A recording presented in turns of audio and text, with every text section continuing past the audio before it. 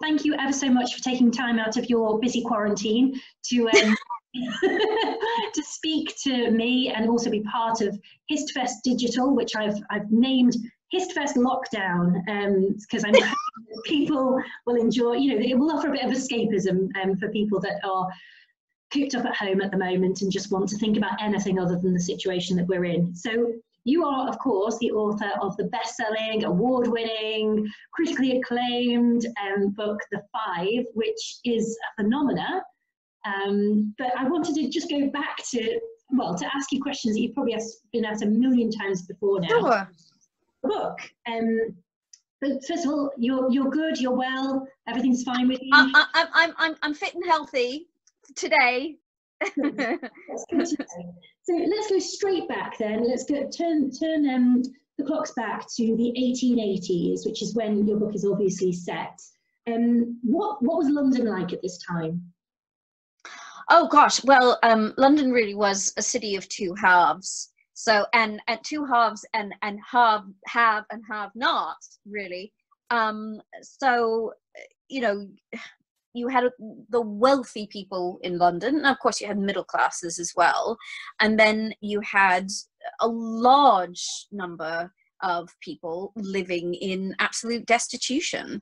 And the mistake is that people often make to think that somewhere like Whitechapel was the only place where there was any sort of poverty, when really London was kind of pockmarked with various neighborhoods, areas that were very economically depressed, where you would find the same sorts of social problems that you would find somewhere like Whitechapel, crime, terrible housing conditions, large families cramped into single rooms of about 8 by 10 foot, no running water, very, very poor health, breeding grounds for disease. And, you could find this everywhere throughout the city. So even in places that we think of as being quite posh today, so for example, Chelsea, or even Westminster. I mean, Westminster was full of slums. Chelsea had a slum in it as well. Places like Clerkenwell, St. Pancras, places that we don't think about. And then, of course, places in the East End and places also like Bermondsey and Lambeth. But, it's also important to mention that even in these places, there were, even in Whitechapel, for example, it could be quite a diverse neighborhood. You still had shopkeepers. You still had members of the middle class living there as well. So it's in this world that we find five women who, I think you said in your book, they are every women, aren't they? They could be, yeah. And the only thing that's bound them together is their link to he who shall not be named, and I will not name him during this interview. But that's the only link that they have. But they are just regular women living and working in London at this time. Could you tell me a bit about their, who they were and how they found themselves to be in the capital city? Well, each of the five women had very different stories and very different trajectories in their narrative. The assumption is that they all came from the East End of London, and they didn't actually. They all ended up there at the end of their lives, but they were all born elsewhere. And if we look at them, they present a kind of core sample of impoverished womanhood in the 19th century, and in 19th century London especially. So we have Polly Nichols, who was the daughter of a man who made printing presses, and she married a printer, and she grew up around Fleet Street, and she and her husband were some of the first residents of the Peabody buildings in Lambeth. So this is one of the first social housing projects, and with all mod cons, and it was an incredible step up from the types of living conditions that the poor were used to. But unfortunately, she and her husband went their separate ways when he started to have an affair with the neighbor. And women were very unsupported at that time by society. So women's work wasn't made to support women who were without men. They were meant to be an adjunct to a larger family income. And so she found herself, she fell on very hard times. She was in the workhouse. And eventually she ended up in Whitechapel, really in the last couple of weeks of her life, where she was killed. The next victim was a woman called Annie Chapman, and Annie Chapman was unlike the others in that she managed to move up into the middle classes, the lower middle classes. Her father was a trooper in the 2nd Life Guard, which was the household cavalry, and then he went on to become a gentleman's valet. And then she married another high-ranking servant. Her husband was a gentleman's coachman, and they lived on a country estate just outside of Windsor, and they had their own cottage, and they sent their girls to be privately educated. But the problem was that Annie was an alcoholic, and she had inherited this disease from her father, and her brother had it as well. And eventually it tore the family apart. And that's how she ended up in Whitechapel. Elizabeth Stride was unlike any of the three because she was actually from Sweden, and she was from Gothenburg, and she immigrated to the UK with a British family who were moving back from Gothenburg. But before then, she had been a servant, and she had found herself pregnant, probably by somebody in her master's household. And she contracted syphilis, and she was put on the prostitutes register in Gothenburg, but managed to get off of this and change her life. And when she came to London, she worked as a servant again. She married a man called John Stride, and they opened a coffee house in Poplar. But they fell upon hard times, and eventually he died. They parted company, and he died, and she found herself trying to support herself in Whitechapel. Catherine Eddowes was the daughter of a union agitator from Wolverhampton, so she wasn't originally from London either. And she came to London when she was very young with her father, when he was blacklisted for taking a number of men out on strike with him. And she was raised in London. She was given a good education at a charity school. And unfortunately, both of her parents died when she was 15, and she was sent back to Wolverhampton. And she met a man called Thomas Conway, who sold ballads and she wrote and sold and performed ballads all over the country, and eventually came back to London. Her relationship with him wasn't very good because he was a heavy drinker. She was a heavy drinker, and in fact he was quite violent towards her for drinking heavily, and they eventually split. And finally, there is Mary Jane Kelly, who's the youngest. She's 25, and she was the only confirmed, what we would think of as a sex worker today, because she has left a whole trail of evidence to show, that she actually worked in high-class sex work at the time. And she lived in Knightsbridge, and she practiced in Piccadilly, which was the center of prostitution at that time. And we believe, there's strong evidence to suggest at least that she was trafficked to Paris at some point and managed to escape, and came back to London, hid out in the East End from the traffickers, and eventually crossed paths with the person who killed her.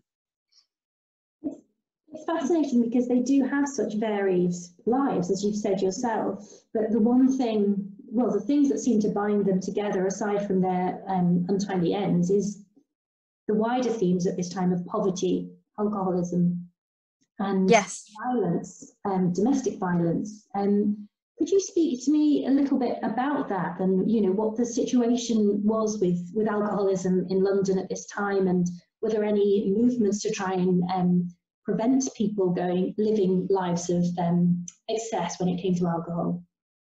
Well, I think it was very difficult to avoid alcohol in the 19th century because it was everywhere and it was in everything. And especially if you were working class, well, first of all, people couldn't drink the water, so they drank something called small beer, which you'll be familiar with because small beer has been around for centuries. And it's very, very low alcohol beer. And even children drank it. And so that was widely available. But also, alcohol was in medicine, so it was impossible to get away from. And also, it was what you did if you were a servant, for example, and you had a half day off. You might go to the pub, or you might, there might be a pub on the corner, which was the servants' pub, where you would go into, and a lot of servants had arrangements where their master or mistress didn't include in their wages food and necessarily like refreshments of things, and they would go and buy it separately.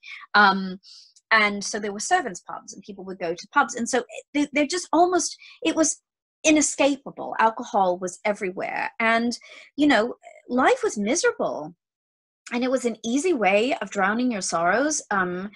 Drink was cheaper than food, so it was a way in which you could escape your troubles, and it was there. And if your life was miserable and these people's lives were miserable, it was calling to you. I mean, there are not direct parallels, but it's interesting how alcohol throughout history has always been this route to escape, or a way that people think that they can escape their troubles. I mean, I know I've been having a few more glasses of wine while I've been in quarantine at the moment, but that's another story. But it does seem to be this constant theme throughout history, but there are moments where it intensifies. I mean, you're a historian of the 18th century as well as the 19th, and so you'll be very familiar with the gin craze and everything that was associated with that in the 18th century. I realise that we're pushed for time, so I'll try and wind up a little bit. But I was just wondering how it feels for you, Hallie, because the last time I think that we spoke properly about your book was just over a year ago. Yeah. I wrote a piece, we spoke together, I wrote a piece, and I wrote one line in there about how your book would be winning awards, and the editor at the time said, "Oh, we can't put that in because it's it's guesswork." So he said, one of the most anticipated books of the year. But of course, you've won major awards and been nominated for others. And how does that feel to have a book that's had such a huge impact? I mean, it's created something of a sea change, hasn't it? It really has. It's been just the most extraordinary experience. I mean, I wasn't expecting to win. I mean, I knew this book would change the conversation, and it has. And I'm absolutely thrilled about that, because I think it's, these 5 women's voices have been such a missing piece in this puzzle. But more to the point, there are so many other issues that come off the back of this, and especially, we don't often question when it comes to kind of national legends and things like this, especially popular history. And, Jack the Ripper is one of those things, like Jack the Ripper and Henry VIII. And, we all have these ideas in our heads of what these episodes in history or these people were like. And we will just parrot things that we have heard without questioning. And what I really hope this makes people do is all of these assumptions that we have about history, about legends, we just must question them. We must question everything. We must always try to get to the truth of the matter.